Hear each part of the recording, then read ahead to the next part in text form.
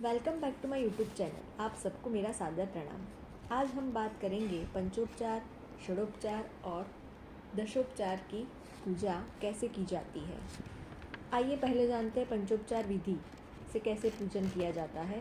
पंचोपचार में सबसे पहले गंध अर्पण करना है। गंध का मतलब है कुमकुम, अबीर, गुलाल,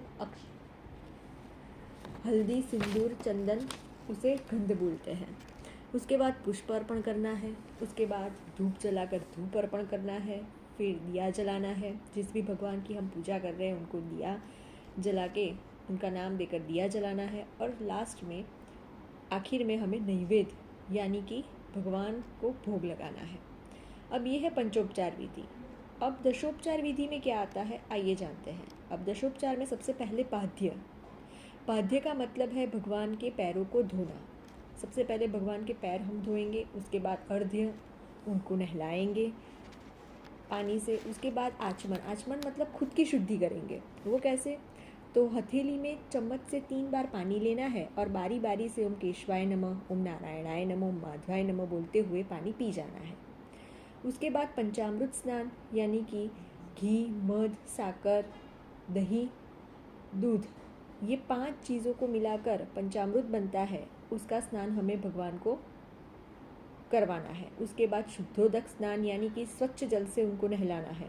उसके बाद फिर से गंध अर्पण करना है, पुष्प अर्पण करना है, धूप देना है, भगवान के लिए दिया जलाना है और नैवेद्य यानी कि भोग लगाना है।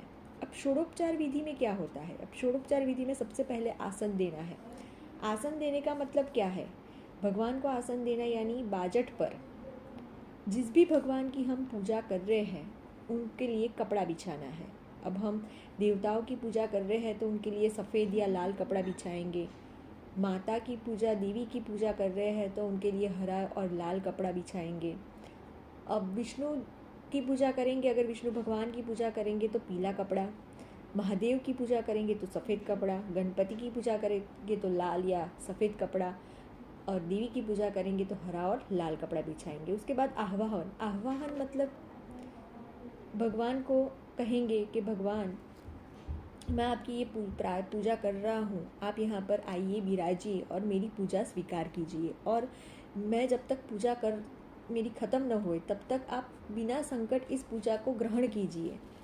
तो उसे आह्वाहन, ऐसे भगवान को बुलाते हैं, आह्वान करना है। उसके बाद उनको फिर से पाद्य, उनके पैरों को धोना है, फिर अर्घ्य, उनको नहलाना है, फिर आचमन, खुद की शुद्धि करनी है, फिर से पंचामृत स्नान कराना है भगवान को, फिर शुद्ध जल से शुद्धोदक स्नान कराना है, फिर उसके बाद वस्त्र अर्पण करना है। वस्त्र आप क्या, अगर आपके पास वस्त्र न हो तो जो लाल कलर का कलावा होता है उसे वस्त्र बनाकर आप भगवान को अर्पण करें।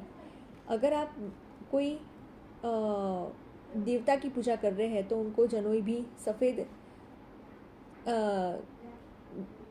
सफ़ेद कलावे से आप उनको जनोई भी अर्पण करें। अलंकार चढ़ाना है, गंध अर्पण करना है, पुष्प अर्पण करना है, धूप देना है, आगे की तरह ही जो मैंने बताया वैसे दीप जलाना है, भोग लगाना है उनके लिए। अब लास्ट में 2 चीज़ क्या करनी है और एक्स्ट्रा इसमें, जो षोडोपचार में आरती करनी है और उनके लिए नमस्कार यानी आवाहम न जानामि तवार्चनम पूजा चैव न जानामि क्षमस्व परमेश्वर, ऐसे करके आपको उनको लास्ट में नमस्कार यानी माफ़ी मांगनी है कि मैंने ये जो पूजा की है उसे आप स्वीकार करना, उसमें कोई भूल हुई हो तो मुझे माफ़ करना। अगर आपको मेरा ये वीडियो अच्छा लगा है तो इसे लाइक, सब्सक्राइब और शेयर ज़रूर कीजिए।